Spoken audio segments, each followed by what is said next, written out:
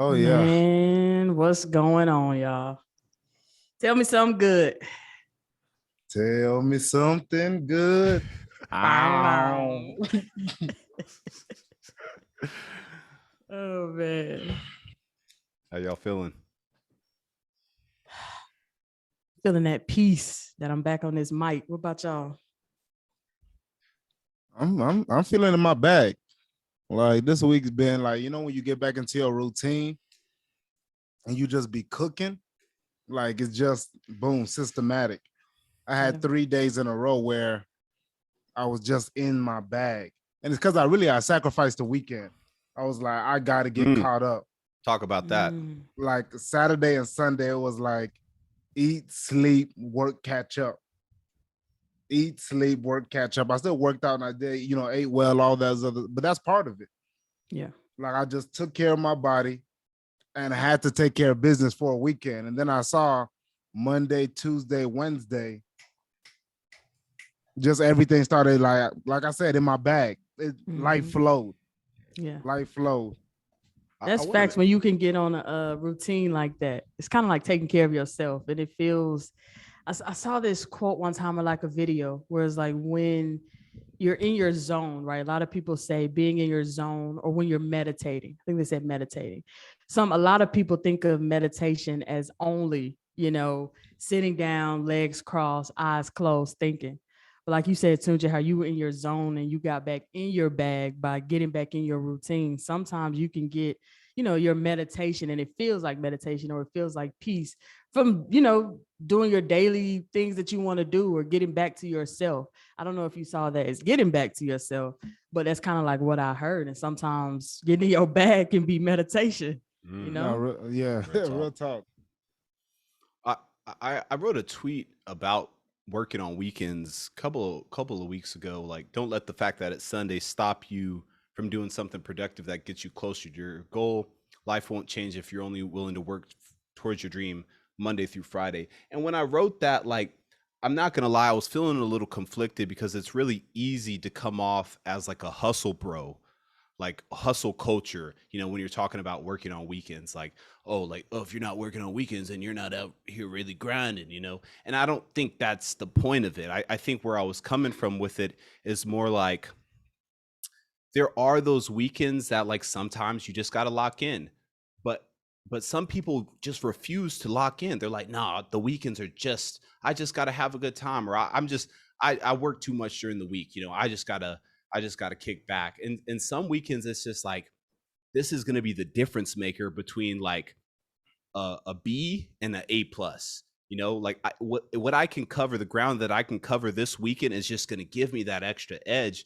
And for me, I have that little internal thermometer, or that little internal kind of needle that's like, hey man, like, if you just give a little this weekend, like you could be in for a big harvest.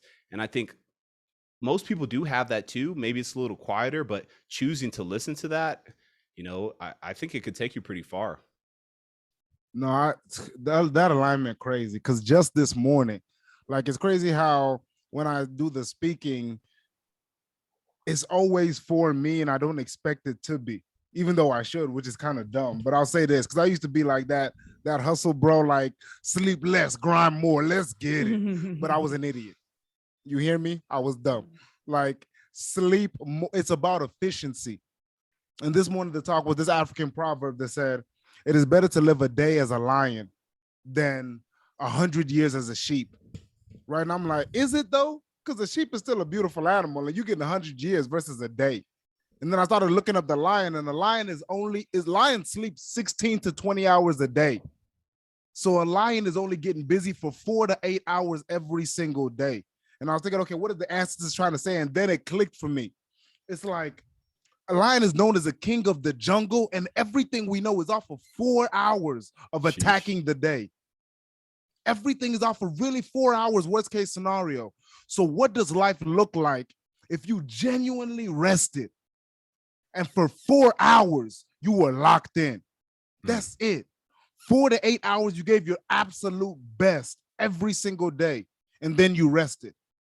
Efficiency. And I was like, I want to see what that's like.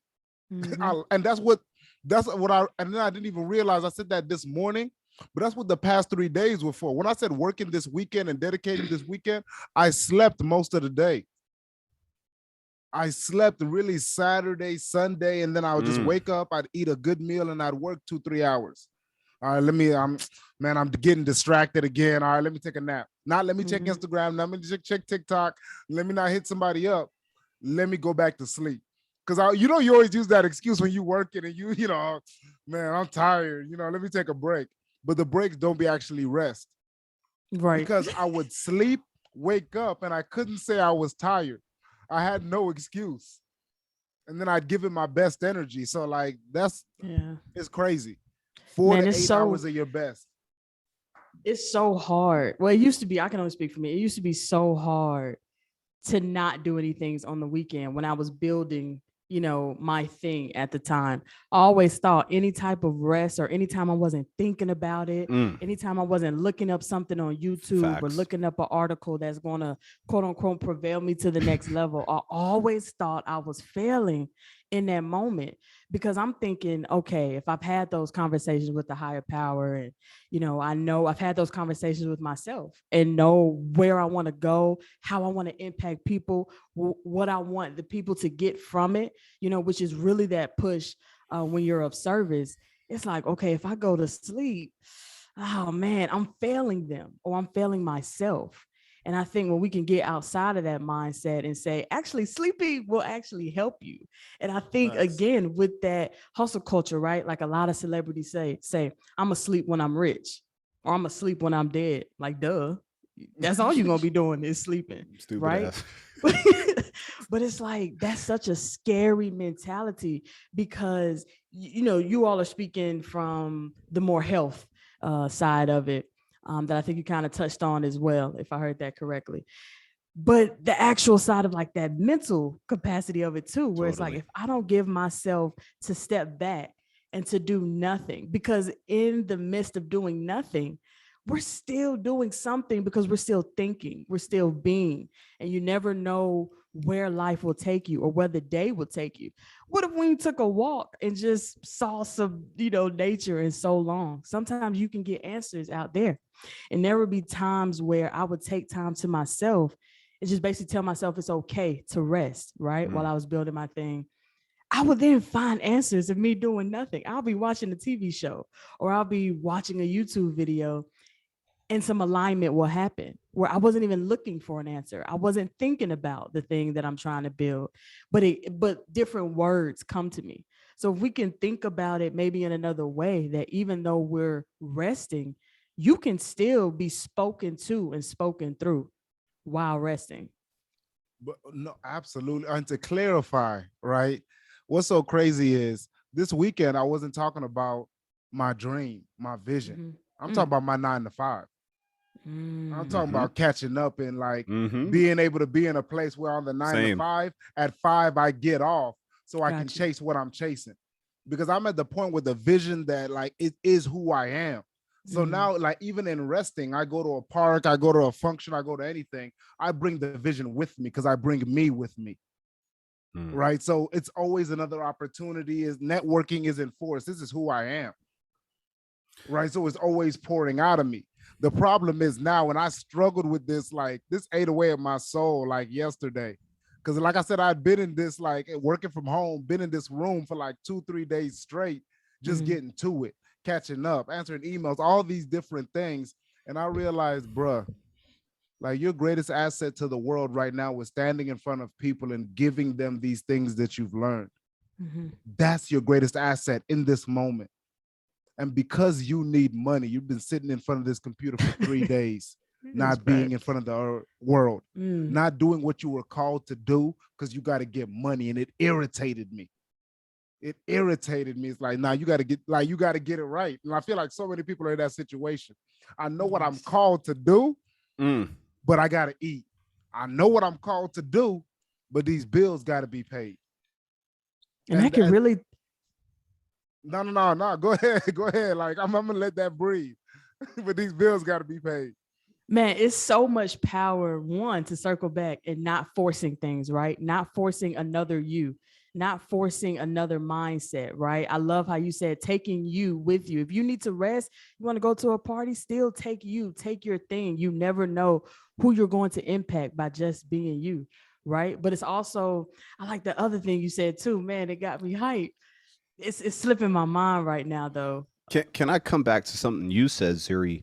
You Yeah. said you said about being a servant leader, and then how you felt like, like, man, like if I'm not doing that next thing, if I'm not reading that next article, if I'm not learning that next skill, then like I'm failing the people. I'm not living up to my purpose or my calling. I'm failing myself. But I really feel like, you if you're resting, you're serving yourself, because you're recharging the battery, the vessel that is going to do those things anyway. Like, you can't cheap yourself. Like, I don't have a car anymore, which is kind of a new period in my life. I love cars. When I had the last car I had was an Infinity. I put premium in that Infinity. That shit killed me to put premium in that Infinity, but I still put premium in that Infinity because I accepted this is what comes with driving a nicer car, with a nicer vehicle. Like, I want it to last. I want this engine to keep going. And recently I've been having to talk to myself about my body. Like, why are you not treating your body like you were treating that Infinity? Like, why are you not resting it? Why are you not, setting it up for success, setting it up for longevity? Like, you're trying to cheap on it, and you're trying to serve other people, but really, like, you're sabotaging yourself because you're not even serving you first. And you are the vessel that's supposed to serve them. Right. No, you talking. That's real. And I feel like that's part of that's everything. Like, when you really get yourself right first, you have more for everyone else. Once you get yourself right first, you can go to these different spaces and be all of you, because all of you can be present. And I was just saying this the other day, like this morning, to my boy, like, the thing about being in the darkness, right? Being in a dark place is you can't see anyone else. You only see yourself. You only see your issues, and nobody else really exists in your world but you, because you try to get yourself out the darkness. But once you're in the light, and in the light, by I mean you become the light. You take care of yourself so well that you still in the dark. Like, everything ain't worked out yet, but you cook into a level where you are the light. You can see other people. And even in the midst of the darkness, you walking around and be like, all right, I'm straight though. Because you're seeing other people and what they need. Like Zuri said, something about being a servant, right? Being your best self and thinking about other people, it gives you strength in that darkness to move and to navigate and to get to the light. And it's different, right? This Mike Tyson quote that gets me lit every time. He said, when the universe puts the light on you, there is nothing stronger than a person whose time has come.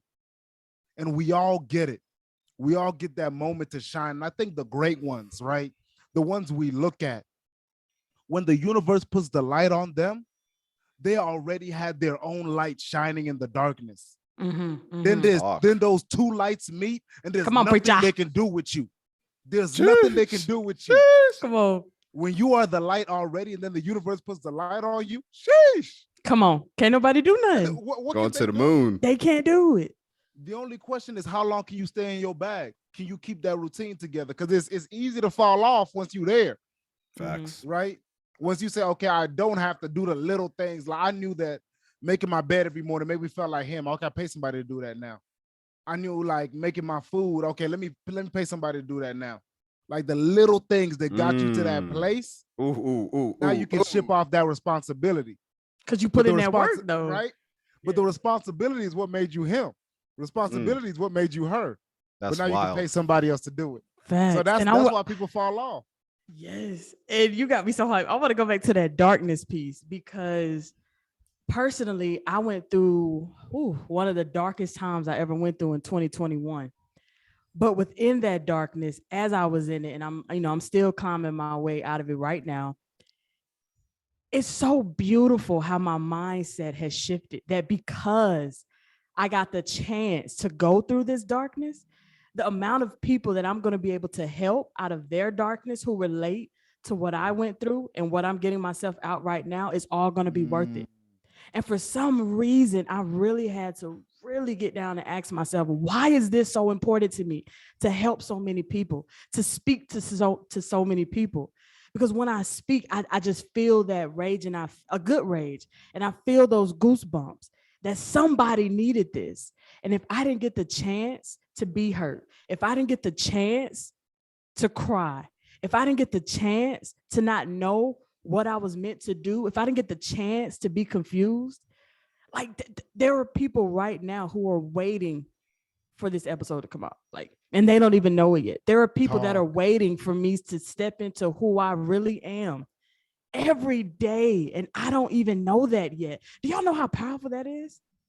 Hey, you getting nasty on his mic, man. I'm about to start shouting. And we love to get down on ourselves. And if we could just stay in that darkness and just switch our mindset, that you get the chance, you get the opportunity, because not everybody goes through the darkness, because not everybody is meant to teach. Not everybody is meant to lead.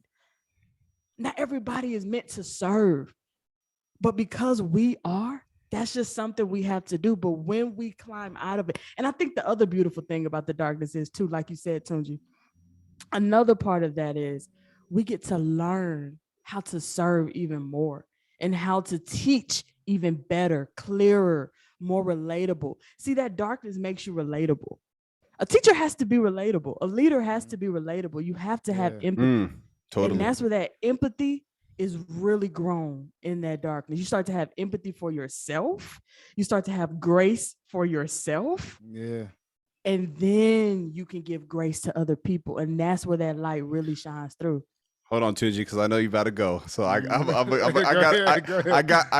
gotta shine the universal light on Zuri real quick to give her some flowers in front of our audience. I'm not gonna ask you to disclose any details that you don't want to disclose. You know, I'm just gonna kind of give a broad shout. But you know, when we were doing episode 1, Zuri kind of came out of pocket, out of left field with this crazy, thing that just had happened to her that very day, like where literally hours before our first episode, she had to make a life pivot and she lost her job. You know, it was the first time being fired, first time like going through that, and I mean, for anybody out there who's been fired, you know, depending on how you felt about the job, like, but if you were kind of rocking with it or you were trying at the job, it's a disheartening thing to get fired. It's like, well, fuck y'all too then. Like, fuck wrong with y'all? Like, I was trying here. Like, I was really giving y'all something. And then y'all just gonna like pull the rug out from under me. All right, then, like, whatever.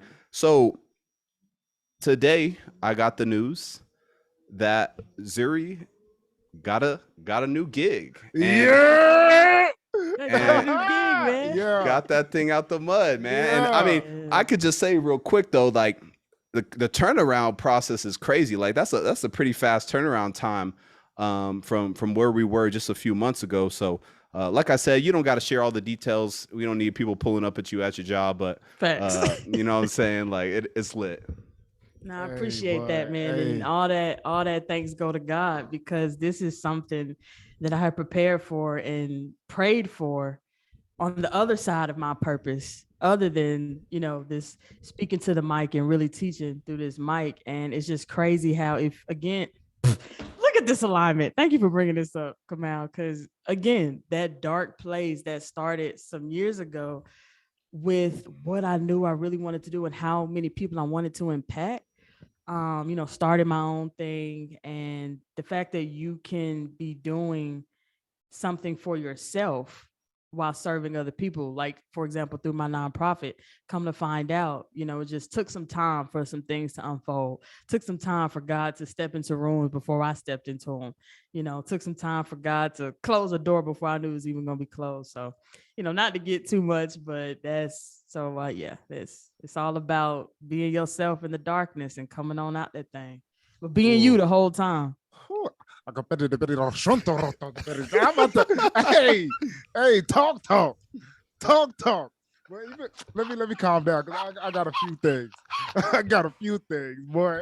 I over here shouting in the aisle.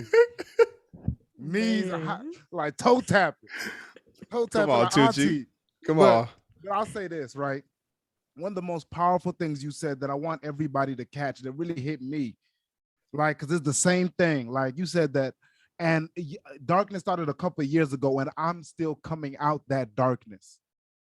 I want you to keep in mind, like all the other, like when you go back and listen to these episodes, when the time capsule runs it back, know that all these happened. Zuri was spitting all this in the midst of still being in the darkness, right? And what I want you to understand that we've been in the darkness a long time. Some of you been in the darkness a long time. You just made it look like light. You're not even there yet. You're not even there yet. You just made it look like light. So, I'm telling you. So shout out you, Zuri. You making darkness look like light, and that in itself is godly. So that's why God walked into the room before you. It's heavy. I see you. Don't get me hyped. But hey, too late. Right? Too late. Right. But I'll say the second thing that I did want to push back a little bit on. You said that you were going in and you said everybody is not meant to serve. Everybody is not meant to lead. And I agree with pieces of it. Because I believe it's that service, like there's levels to it. And I think that's what you, correct me if I'm wrong, but I think that's what you were speaking to. Like we all have our different space and how we should serve. But I just want to make that point because that's like stood out to me like that, like, I don't know, dug into me a little bit because I do truly feel like we are meant to serve like each other. And the thing is, by truly serving ourselves first, like giving yourself what you need, not what you want, helps you show up and serve others. But yeah, man, boy, let me take a step back. This mic hype. Oh Lord. Now this alignment is crazy. It's crazy. I mean, I'm kind of moving into a different direction here, but I think like, you know, a theme that's been coming up for me a lot is sacrifice.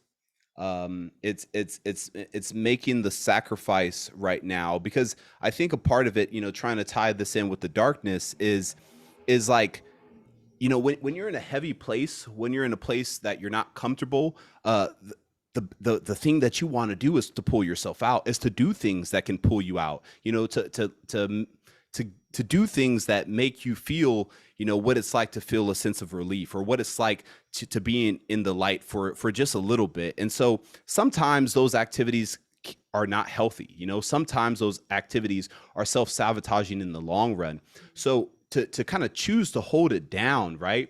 To hold down the fort, even though it's uncomfortable, to hold down your situation, even though, you know, it's the last thing you want to be holding down. Like that's sacrifice for what's to come, right? That's sacrificing for your potential. That's sacrificing for the journey that you know you're capable of, but you're just not there yet. And it's hard. It's mentally, it's very taxing, because I mean, you've been in it, you know, and you're at a certain point, it's like you're choosing it. You're choosing to stay on the course. You're choosing to stay in the thick of it.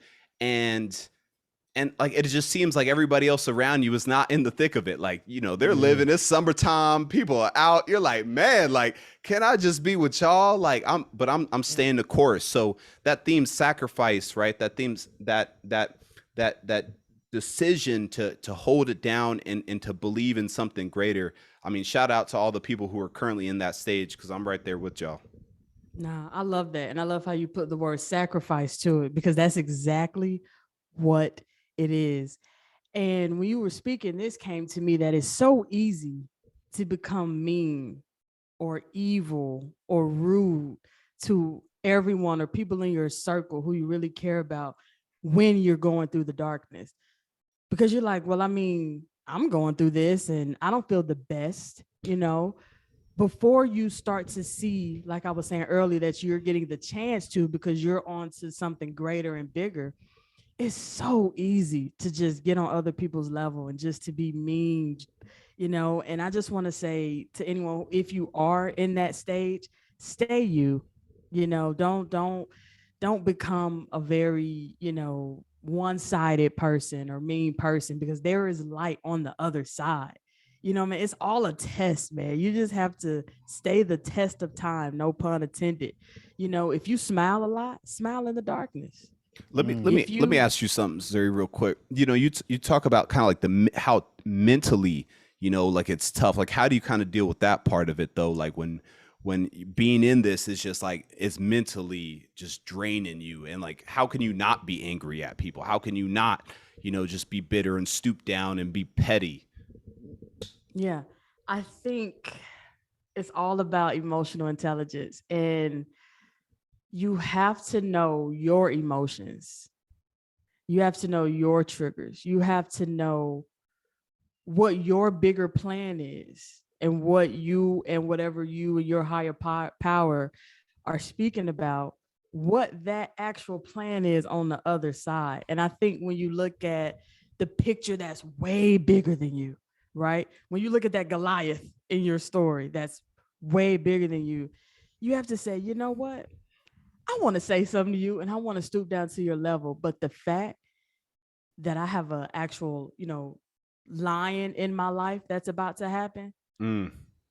the fact that I have this sun that just beaming on the whole world through me on this other side, I'm actually not going to stoop down to your level, even though I want to be petty and I want to tell you off because I can. When you don't, I feel like that's where a little bit more power comes in. And I think that's the beauty of building brick by brick too, and going stair by stair instead of looking at the entire ladder. When you look at that first step in front of you, you're like, should I be mean and actually stoop down to this person's level? Or should I think about that bigger picture right now in this moment? That's all that matters, that step in front of me. And every time you pick the sun, every time you pick the step, every time you pick the elevation, whatever that elevation is in that moment, you one step closer. Mm. What's so funny is like I think about like perspective is everything, right? Because it's two ways to get to the same place. Because you say you looked at big picture, right? You looked at the whole sun. And number one, I want to paint this imagery that like I got of like when you're in the storm, right? And you're looking at the mountain, like it's hard. But what's so crazy is when you're on the other side of the mountain, all you see is a beautiful scenery of the grass being watered, right? Like it's perspective. And me when I'm in the throes of it, like really going through something, or I'm like want to lash out at somebody, I exit that moment and I get extremely small. I pick and choose a different one, right? Let's say it's my mom, and I'm just super grateful. Like I find a moment that I'm extremely grateful for, and I get consumed by that moment, the specific one. And then I send her or that person a voice note and say, I can't talk right now, like, but just share the moment, just say I'm so grateful after being consumed by it. And say, I'll hit you up in a few hours or hit me up a few hours later. And the reason why I say a few hours, because it's strategic. I don't want their response yet. I want my response to what I shared. I want to get consumed by the moment because they're a human being. They may be going through it too. If I'm waiting on their response, they just I'll appreciate you. That's not enough for me. But if I stall it out those 2-3 hours, my imagination can go. I can stay stuck in that moment. I can be floating on a cloud for 2-3 hours based on not only the feeling or but how I think they will respond. I feel like Tunji, you're a master at feeding yourself. Like you're a master at figuring out how to like get yourself going, how to be, I'm not going to say your biggest motivator, but like you're just like an engine that knows how to like, crank itself, Yeah. And it's almost like you're not reliant on other people's validation or other people's approval or other people's anything. Really, you're just like, I'm really doing this shit for me, and like y'all lucky that y'all getting this, but this is really for me. And I mean, I think you should speak to that because you're few and far between to be able to do that for yourself. Some of us like look towards significant others. Some of us look toward best friends. Some of us look towards family to kind of be that cup that's pouring back into me. But for you to kind of have this oasis, this you know, it's just this circulation of life. You know, how do you maintain that? I agree. I'm telling you, it maintains itself. It's a beautiful selfishness, right? Once you start figuring out strategies to get yourself there, the hardest part is when you don't feel like it to still do it. Because we all figure out, like, I won't say we all, but we all can figure out one or two things that'll take us to that place, right? Put you in a groove, have you feeling good. That isn't toxic. Let's say that. One or two things that doesn't take more than they give. Like, it's a win-win. You just have to do the work of doing it.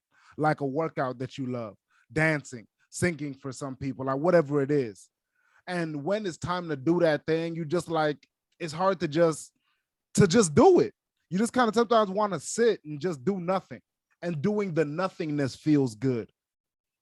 Or it prolongs the feeling bad. But I've realized that, like, the validation piece, because I was there for the longest time. Like, it's hard not to, I was a words of affirmation person, right? Just used to, like, those positive words Facts. get me cooking. Needs Like, that. oh man, the way you spoke. Oh, look at this award. Oh, you did this. Oh, you did this. And I was thriving off of it. And I didn't realize how much I needed it till I was sitting at the house and those words are gone. And you just like, man, I'm depressed. Mm. And like when we talk about like being the light and finding the light in the darkness, and it's so crazy because it wasn't even, I had to figure myself out because my dream is 100 million black men in flow state. Mhm. And it was my first time touching darkness. And I was like, if I can figure it out for me, like Zuri said, how many people do I figure it out for? Me finding a way for myself. How many people do I figure out a way for? By me being selfish. So now in what you're saying, but I've learned how to take care of myself so well that I'm just like an overflowing fountain of strategies, of mentality, and I'm still learning. I feel like at 32, I feel like I know so much, but yet I know nothing. I'm cooking. Like, so once you get to the place of just take care of you, what makes me tick? What is it? Howard Thurman said, don't ask what the world needs. Like, ask what makes you come alive and go do it, because what the world needs is people who have come alive. Figure out what makes you come alive and obsess over it. Because I'll say, I think it also comes from one of my deepest fears. My deepest fear for the longest time was like, yes, I am the most blessed man alive. And when I die and I go to heaven, I go like to the afterlife, I'm standing in front of my creator and they're like, my God. And I'm dapping her up. I'm like, yeah, we here. She's like, yeah, like, look at all I gave you. Not all the things. Look at all the people that were in your life. And this is what you could have done with it. And then I look at that screen, I look at that story, and it haunts me. Because I was given so much and I didn't give back even close to what I could have. So for the longest, I thought it had to be outward. And that's why the words of affirmation meant so much. Because people were telling me, okay, you're doing this, you're doing that. But then when I got to the point where I didn't need it anymore, everything I do is for me in a way that will bless other people. And it's that Ubuntu. And I could talk on this all day, so please, jump in. Like that, it's special. That obsession piece is so important. Oh my God. You literally have to obsess over what's for you. When I think of that, there is a topic that I am topic/purpose that's all going to tie in together for me. And I obsess over it. Every time it comes up, I'm the first one to talk about it. I'm the first one to ask people, how come no one else is talking about it? Like, that's been my main question for a while, right, with this thing. And what I found is when you obsess over something that has a positive end to it, that's going to positively affect other people, for some reason, people start to kind of tilt their head too. Now, they might not want to jump on the train yet and help, or that's not their thing, but their head starts to tilt and those wheels start turning and turning because you were meant to obsess over this thing. You were meant to maybe solve this. You were meant to jump in and start the conversation. That's a part of solving. So once you start obsessing, other people who were meant to tilt their head, they tilted just a little bit. And the more they tilt it, the more they want to be involved, the more they care, the more it actually becomes a solution that starts to derive. So y'all, I agree, Tunji, you gotta obsess. You never know what your obsession could lead someone else to maybe solving it.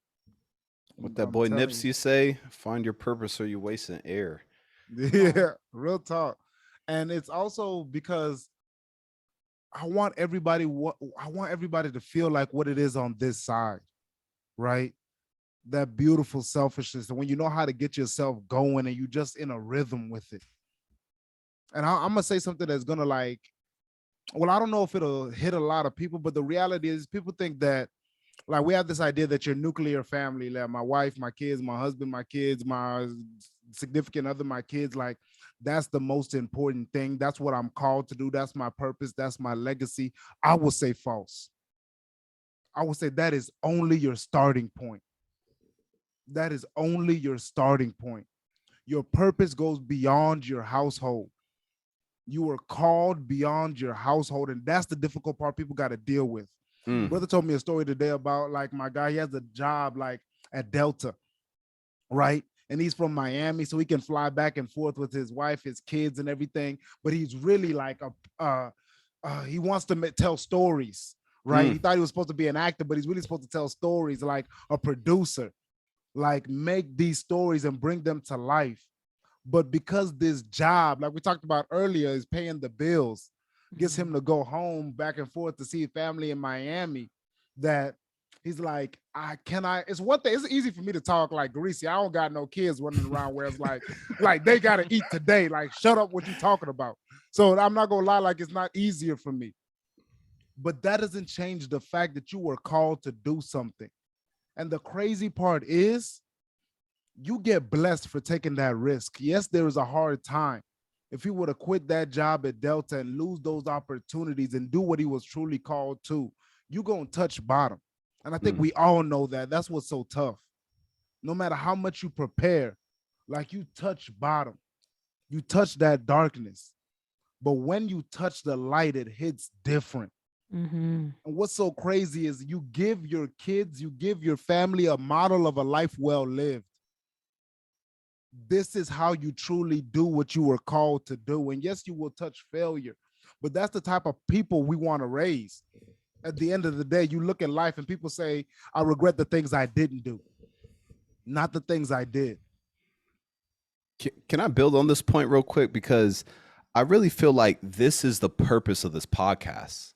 Like, this is the purpose of Pivot and Proceed, because it's so many people who are in these situations, who have these kind of life circumstances that it's like, I'm called to do something greater, but man, like, it's terrifying. Like, or like, I know I'm called to do something greater, but I don't know how to get there. I don't know how to make traction. I don't know how to make headway on what I'm feeling. And what you're talking about is literally a real life decision, where it's just like, nah, I'm not going to choose my purpose because I got bills to pay, nah, like all that, all that yip yappity that Tunji be talking, like it sounds good, but I got life in front of me, and it's just this conflict that us as purpose driven people who are in touch with something deeper, right, in touch with that intuition and that gut, like we have to confront that, because it's two sides of this argument, right? You talk about kind of like the struggle and then being on the other side of the mountain, and what's that like? But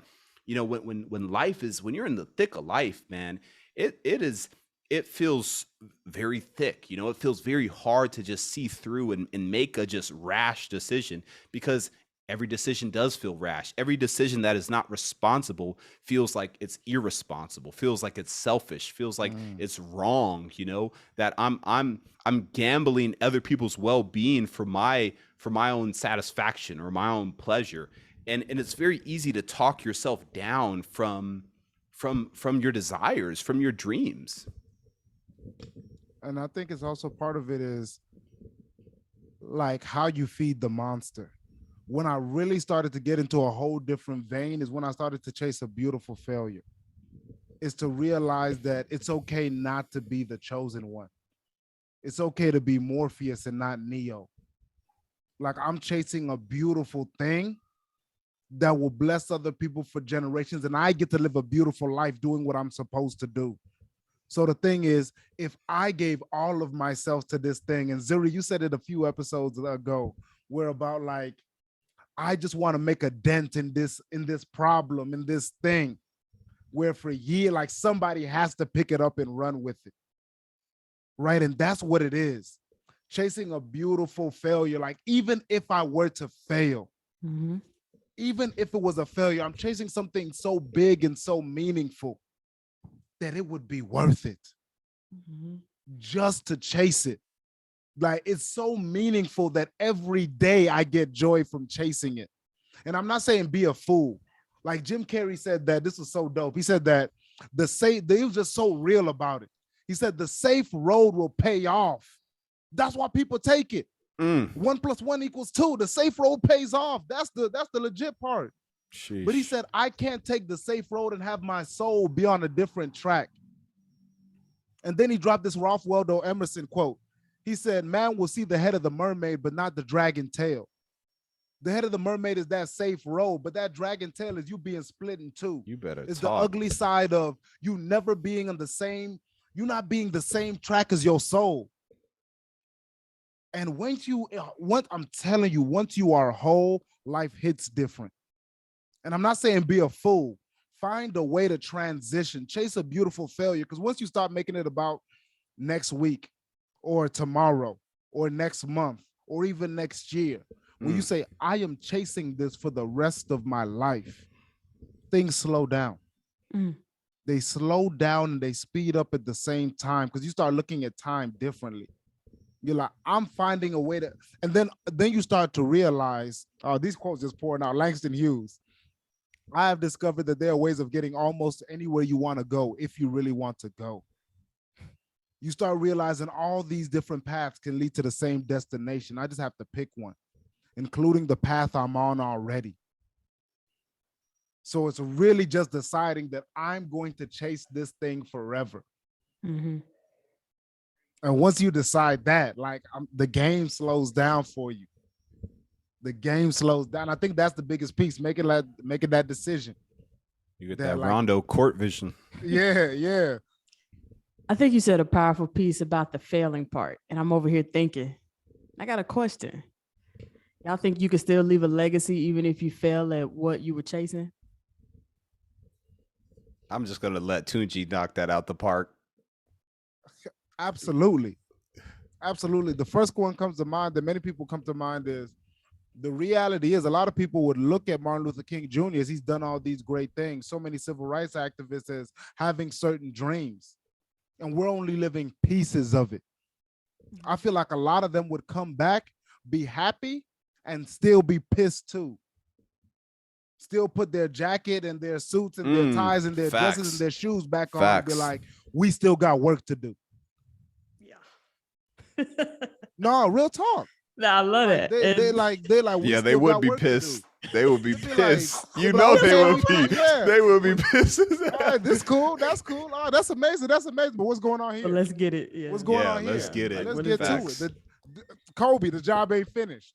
The job ain't finished, and I don't think they're failures. Like Viola Davis said it right. She said, like, it's about running your leg of the race. It's really like a relay race within you as a person. She said, I realized that I needed 8-year-old me. 8-year-old me that was like cussing all the way off. Like, she did what she was supposed to do. She ran her leg of the race and passed off her baton to the next version of herself. If I could jump in, go ahead.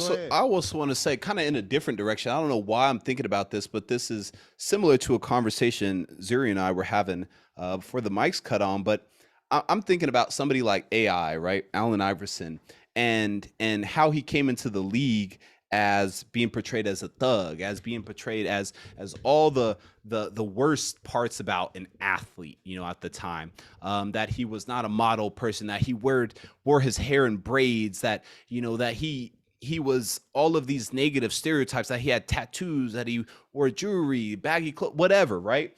And I don't know Allen Iverson. I can't even say I know a ton about his story, but what I can say was that he was being authentic to who he was, right? And that he was being villainized for that, right? And I feel like if, you know, to answer your question, Zuri, about if you pursue something and you fail, by you kind of being authentic and you pursuing that calling, you pursuing your authentic self, you're going to open doors for people behind you. You know, there's people now who have braids, who have tattoos, who wear baggy clothes, who can be CEOs of company, right? Like, but that culture never could have shifted unless somebody decided to take the heat, unless somebody decided to look like the failure, right? And somebody has to step up and be their authentic self.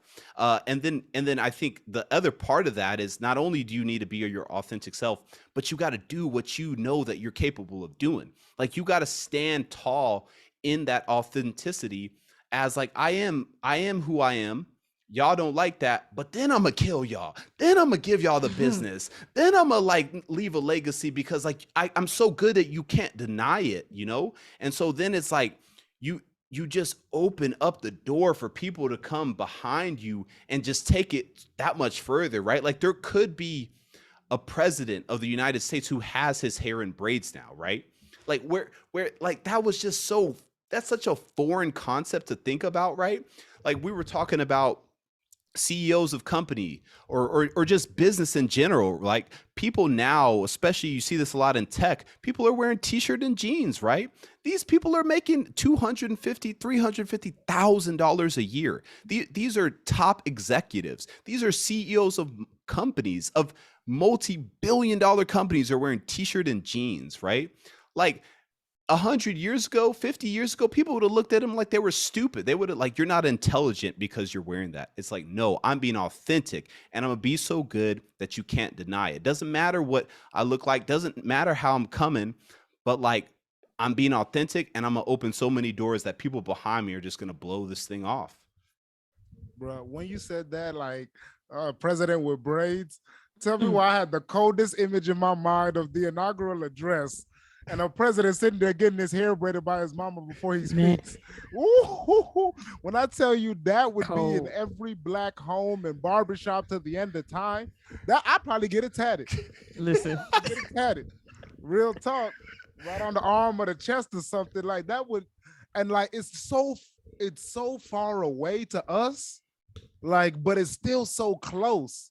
Something like that, like when you, like you said, skills speak different. When you can talk and speak to people's soul and get it done. Like, once you can make it, like, you can make it shake, you can make it work, you can get the results.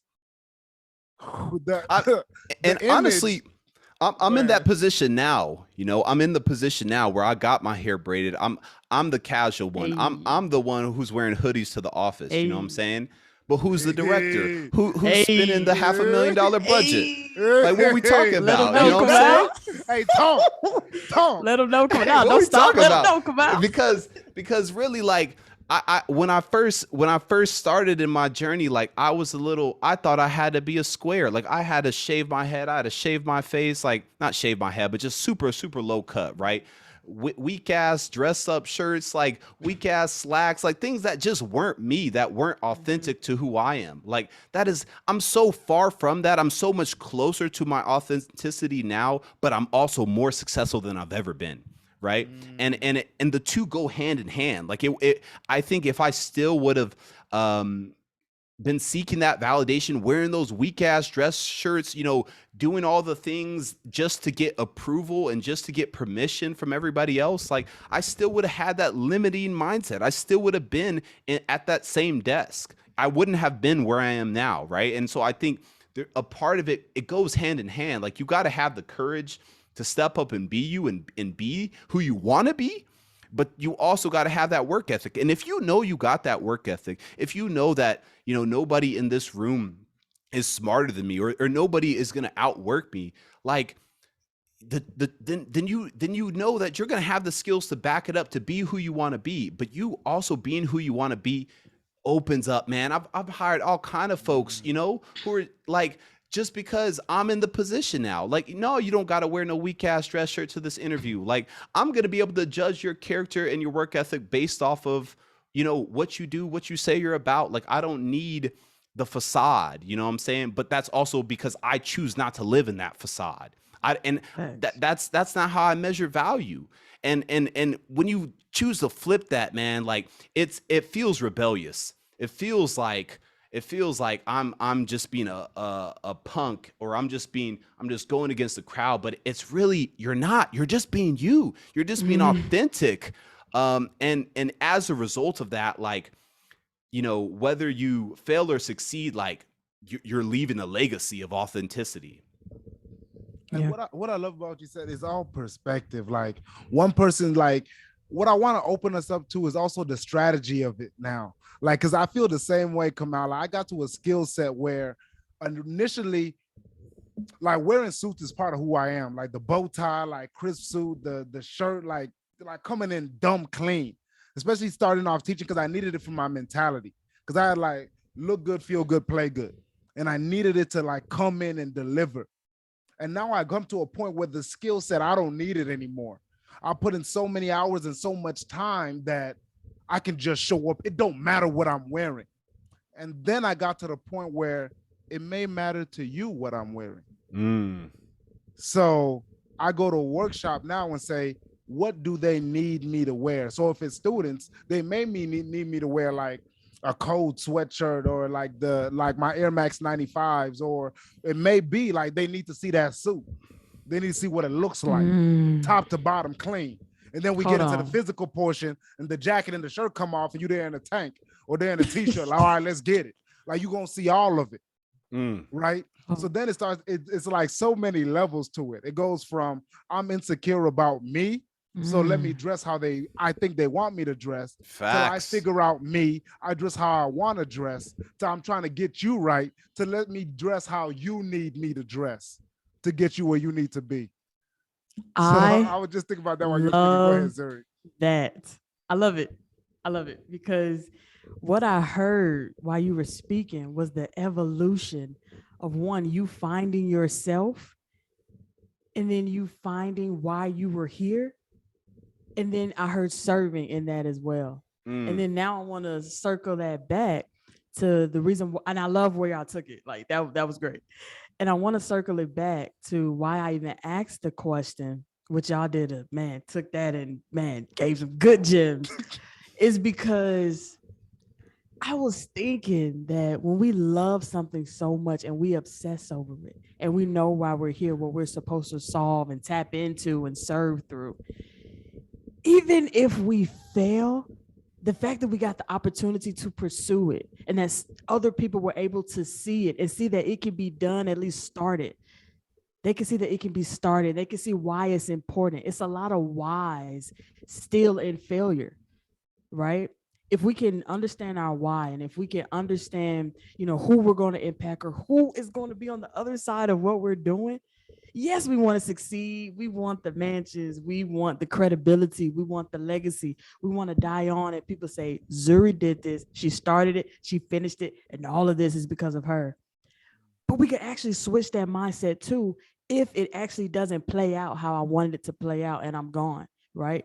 It's still a legacy that Zuri even had the courage, or Tunji Kamau even had the courage to start that, to speak up.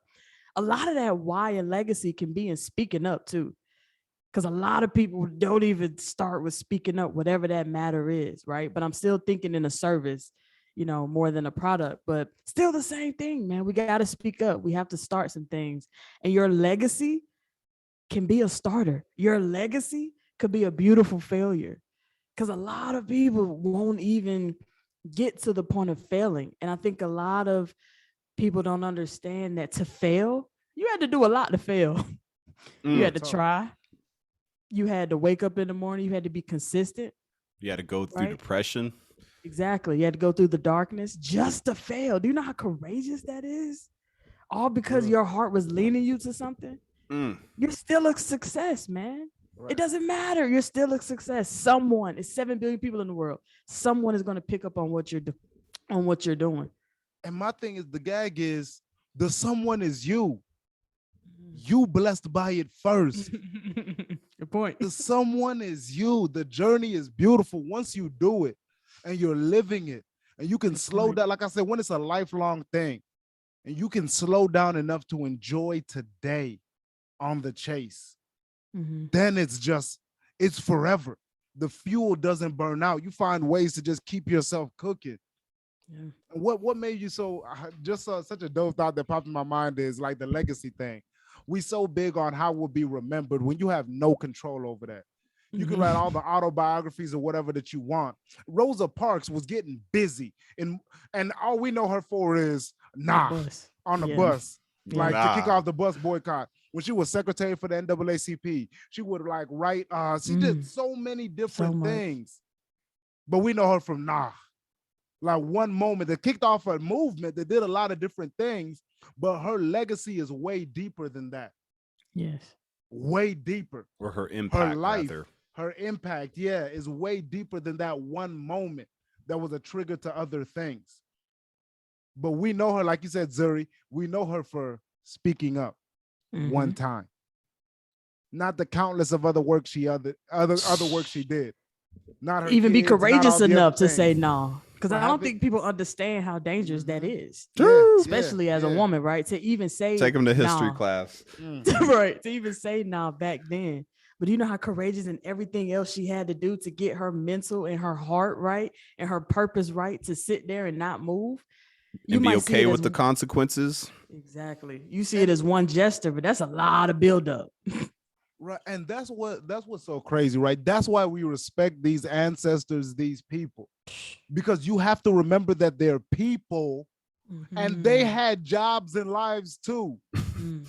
Like real talk. That's real. They had family, they had kids. They're not superheroes. They are not your savior. They were human beings. Yeah, they were humans. They went home and wife and husband. They're like, so you just gonna you gonna get your ass killed, huh? Out here on these streets. What I'm supposed to do? You got these two kids at home. So I'm gonna take care of them.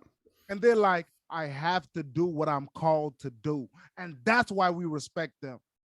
That's why we give them praise, because they are just like us and they made ridiculous decisions for us that they would never meet. So the question is, are you going to make the ridiculous decisions that bless you first, that bring the best out of you, that will bless young Kamau's, young Zuri's, young Tunji's that you will never meet? There's a little graphic I saw on social media. I usually don't bring up stuff like this, but this one was actually kind of impactful to me. It says, don't be impressed by money, titles, appearances, social media, achievement, and degrees. Be impressed by kindness, empathy, generosity, humility, integrity, and honesty. And I think one could look at that and say, oh, that's nice. But how far does humility get you in life? How far does integrity get you in life? You know, will kindness get me a job? Will, empathy leave me a legacy? You look at some of the stuff and it's so easy to dismiss. But then I was looking at this graphic and I was looking at the top list, like money, titles, social media. Like these are all things in full transparency I've chased. And some of them I'm still chasing. Some of them I'm still chasing. He said, talk like I ain't gonna, no cap. I ain't gonna lie to you. Don't let me hold you. I don't think people understand just how hard it is to to have empathy though.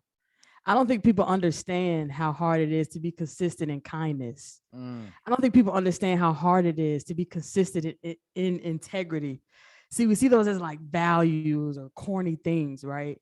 But that is the hardest shit to do. Because you never know what's going to be thrown at you. You never know when that darkness is going to show up for you. And you telling me I still have to have empathy for someone else, for myself, while I'm going through this? That's not easy. That money, man. And to everybody who's, struggling to have monetary stability, including myself, and put myself in the power to create that stability, it is hard to find out how you're going to get that to be, to get yourself on that right path. And I understand that. But it's way easier to accumulate some money than to have empathy. Or humility or grace. Honesty. Yes, that's hard to do. And to be there for people and to be genuine. It can become exhausting, but it's so needed. That's why we're here. That's literally why we're here. We make the money to sustain ourselves, but we're here to empathize. We're here to serve. We're here to be kind. But every day I don't want to be kind, but I got to. And I got to find a way. Yeah. And what's so hard is I think is the piece of what you just said, Zuri, you don't have to. You don't got to. And I feel like that's when we actually respect it. When you are strong and you don't have to be kind and you're kind anyway, that's when it matters to us, right? When you don't need it anymore. You don't have to support other people, but you do. You don't have to have a heart up for others, but you do. But the what makes truly somebody, I think, to be respected and to be loved on and to be like looked at in awe is when you're not getting the love for it, right? When you're showing empathy when you don't have that strength that gives people like respect to you for it, right? Because when you are strong, like somebody like The Rock, I'll give that example. When The Rock is like tender and loving and kind, because he's somebody that's so massive and strong and has money and all these things, and he can stop and say, oh, you're a 16-year-old, let me take her to prom, or let me talk to you for 5 minutes on the phone and just give you time out of my $1 million days to show you love. That's when we're like, okay, this is somebody special. But I look at the exact opposite of the spectrum being just as special. When you don't have $1 to your name and your obsession is, I gotta eat today. And you see somebody else that needs food too, and you break that dollar in half and say 50 cents. All right, let's split this hot dog. Like I have an opportunity to, okay, let me work, let me do this. And you giving somebody else an opportunity too at the bottom. Right. That person is no less special than The Rock. But The Rock gets the praise and that person doesn't. So that person at the bottom, while I love on you, love on yourself. Because you just as special. And this is the game, if they get you to chase money and you don't grow as a human being, they finessed you. They finessed you. They played you. Okay. Finesse game cray. Okay. Yeah, because you will get all that money and you'll look up with an empty soul. You won't know who you are and none of it will matter. Don't know how to talk to people. Right? But when you grow as a human being and your skills meet the money and like you have purpose in all of it, that's when it's that beautiful connection. Unstoppable. Right? What you because say, I could they lose the money, I'm still him. They can't do nothing with you. Yeah, they can't do nothing with you. But once you lose that, like that's why that fear of the money losing, of people that feel like, what do I do with this? Like it's scary. But I think that's the key point right there. If they get you to chase money alone and not growth, and you get all the money and you don't grow as a person, they finessed you. I don't know if there's a greater loss in life. And for the people who are observing that, right? Like this is why the graphic hit me so much, is because it says, don't be impressed by all the things that society deems as successful or deems as, the attributes that you need to work towards. Like, don't be impressed by that. Not to shit on people's accomplishments, because again, in full transparency, I'm on my own marathon trying to pursue some of these achievements and various things. But like the real impressed comes from the things that people are choosing to do when they don't have to. People choosing to do that deep work, that soulful work, right? Like that work that you can't just buy out, that you can't just skate past, that's the hard work. And I think again, they're connected, believe it or not. You can get the first list, you can get some of these other things, you can get the degrees, you can get the social media followers. You can get those social media followers. But like, if you don't have this other stuff, big L. That's an L. You're gonna have to hold that one too. And just to like speak to the strategy piece, right? This is something I was thinking about the other day. Because when you have to post every day and it's a personal journey, like the numbers don't really matter anymore. But when the numbers start to run up, you start to realize the power in leveraging. Because I'm not chasing money, I'm chasing impact of my touching my own soul. And I know that connection is going to touch other people. And I realized if I do this every day and get 1 follower a day, right? Or 10 followers or 5, by the time I touch 100,000, I have true connections with 100,000 people, 100,000 souls I've touched by touching my own. And I say, I'm doing a fundraiser where I'm trying to pay all these bills for a year and just do the work. Can everybody cash at me $1? That's 100 stacks. That's it. It's that simple because I chased people, not money. Now the money's a joke. The money's a joke. It's a plaything. It really is a tool like it was meant to be in the first place. Yeah. And it's just looking at the game different. People are the real value. Money will come and go. Just like somebody can hit the lottery and go broke. You are the lottery. They don't You want are you to the believe thing. that, though. Yeah, you are the that's thing. the secret. They don't want you to know that. Yeah. Real talk. And the It's more you real, find though. out about yourself, you realize, nah, I'm the thing. Like I'm the Mhm. chosen one. I'm the X factor. You are the, like, your uniqueness is out of pocket. Your uniqueness is out of pocket. It's like what Kamau said. Once you realize what you're really capable of, you get comfortable and being the Mhm. one in the hoodies and the jeans, pulling up with your braids. Like, all right, let's talk. Let's sit down because the skill set's there. That's And real. the thing is, your level of uniqueness doesn't make sense. All of you as a human being, all of you will not make sense to anybody because there's no other you. Once you start to really figure out who you are, there is no other you, and that is to your benefit. Because nobody looks at the world like you. And when you add a skill set to that, sheesh, cook them. Cook them. You hear me? Cook them. Nah, it's all greasy. Cook. They can't do nothing with you. Put this on repeat. Cook them today. Stop playing with you. You him. You her. Get me started. Get me lit. There you have it. You got the Yes, sir. instructions. Right. All right, but before we close out, my favorite do dilly in this podcast. A little do dilly. Put these people on some good music, please. Mm. What y'all been listening to? Can I feel just say good. real quick though, man? Free Gunna and Free Thug. I don't care if this is not moving the needle forward on their case, man. I'm gonna say it that their music, man, brings life to me. Their music Hey. brings life to me, man. So wishing them boys the best. Music, Zuri. Hold on, let me get out of my Gunna playlist. And I'm gonna go real R&B, real smooth. I can have this song on repeat for hours. Snow Allegra, I Want You Around. Sheesh. Sir. I don't know what it is know about about this that song.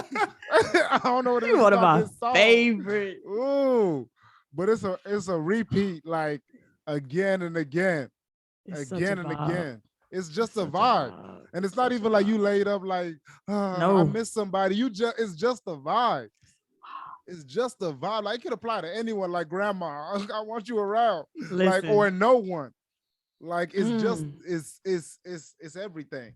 That Yeah. song, Snow Allegra, I Want You Yes. Around. Have you listened to the new album yet? The Temporary Highs? No, I haven't. Listen to that.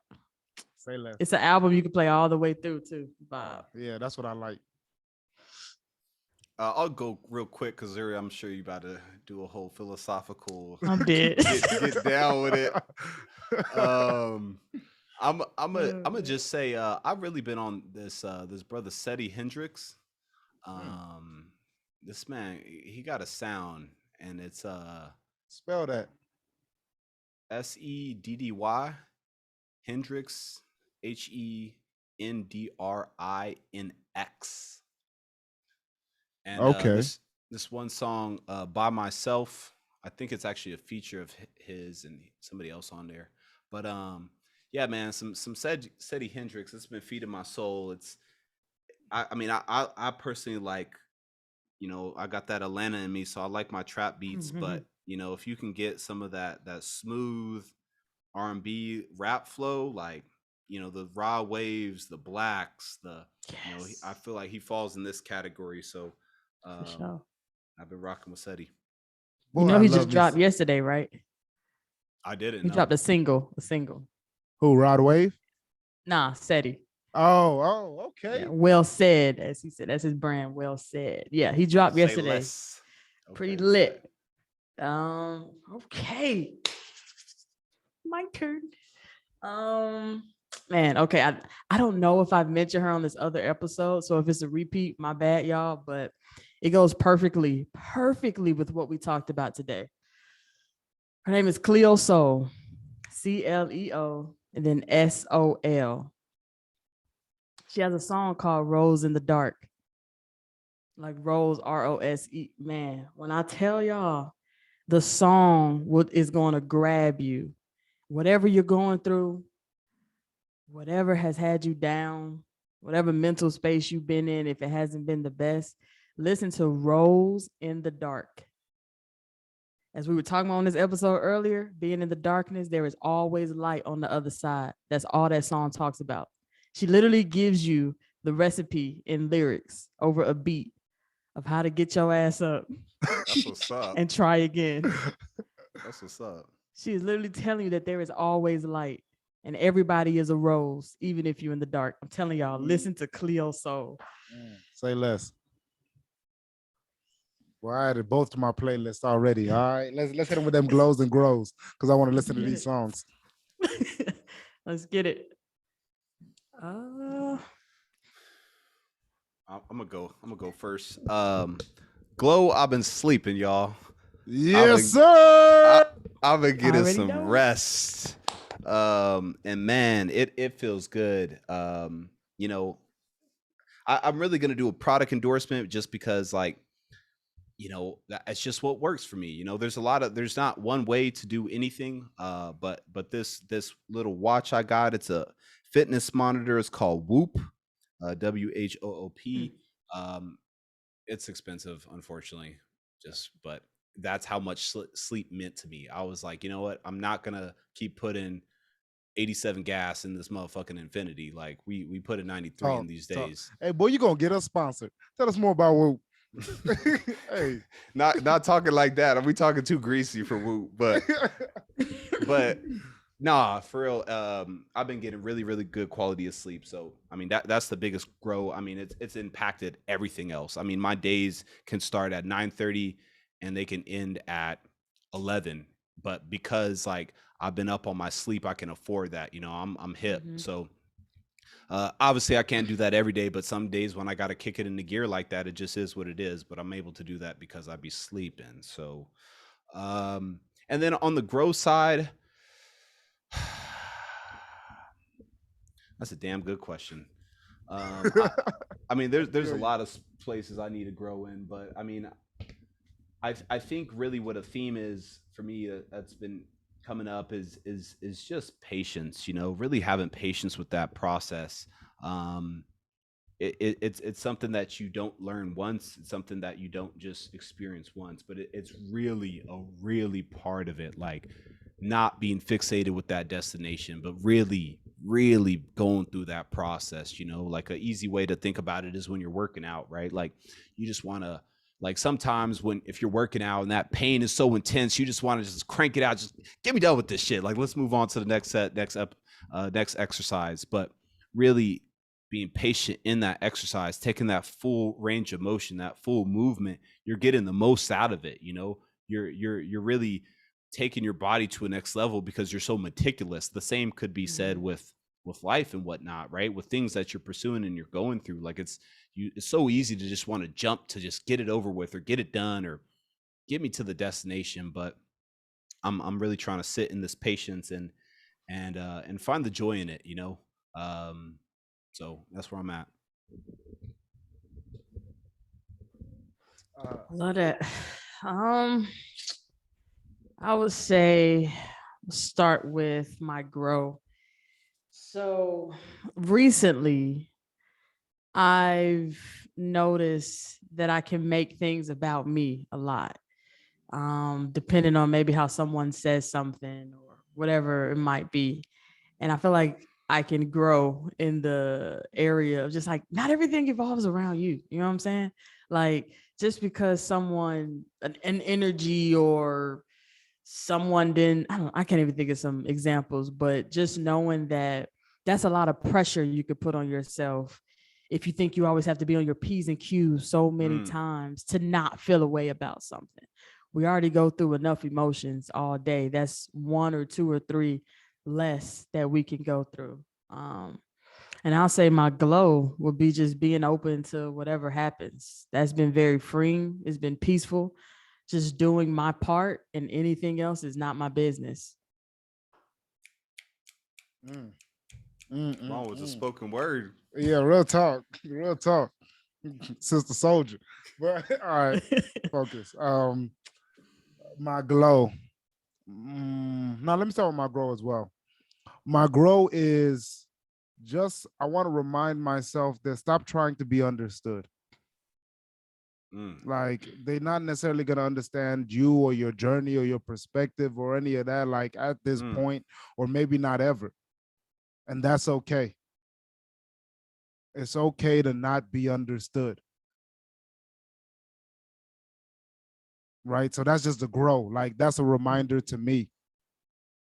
And the glow, let's zoom into the routine. My diet. Boy, I've been eating sweet potatoes, 5 different color veggies, and drinking more than enough water for like 5 days in a row. Fat falling off me, lean. Let's go. Lean. Look at the mirror like hard by tea. Tea. Oh, I feel like that orangutan to put my man into the cage. Like, do something with me. Do something with me, little bro. Like, too brolic here. Like, that's how I'm feeling. So, yeah, that's my glow. Just like that difference of when you take care of your body, that output. And I've been getting enough sleep. So, just the energy, it feels different. It feels different. I'm even talking about that darkness into light.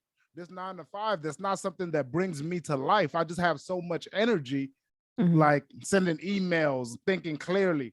Saw somebody message like it was something on, I can't remember what site it was, but they were like, me, anytime I have to call somebody for work, it's like, please don't pick up, please don't pick up, please don't pick up. And I'm like, I'm the opposite. I'm like, let me do this so I don't got to send like 3-4 emails. I'm about to shut up smooth. Like, just so that level of communication, and when your brain is all the way there, you're prepared for these conversations. Your voicemails are sharper, just like really the technical skills of, having any job is better from eating well, water, sleeping. And my workouts ain't even been hitting like that, to keep it honest. I've been in there like 15, 20 minutes in and out. Let me just get a good pump. Let me just like be in this space. It's really been the other intangibles. So yeah, that's like glowing, drink water, eat 5 different color vegetables, stir fries. I'm telling you, that's it, man. So we love you. If you didn't know, we definitely love you. We love us some us too. Shout out Zuri, love you. Kamau, love you too. Tunji, love you too. So till next time, for every pivot, may there be a proceed. And I pray your week is hella blessed. Just blessed. And we gonna holler at you. Peace. That's it.